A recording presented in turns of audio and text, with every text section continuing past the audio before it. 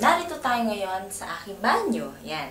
Actually, ito ay kaduktong lang ng ng kusina. Actually, malapit lang sa kusina. Yan. Actually, itong CR namin, yan, pagmasdan niya maputi, wala naman siya ka-design. Simple lang kasi itong bahay namin. Yan, simple lang talaga.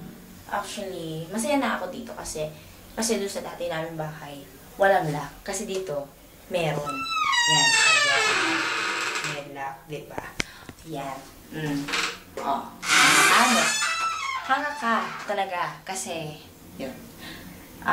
Dito sa banyo, may favorite ako sa shampoo. Ito nga, hawak ko siya. Clear. Alam mo kung bakit clear? Kasi nga, inspired ako kay Nicole Scherzinger. Ayan.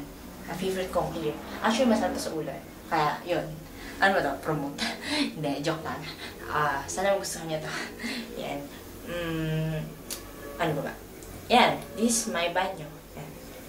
Para maputo na yung banyo to. O, yan na ako. Yan. Merong bowl. Yan. This is my favorite shampoo. Yan. Paano?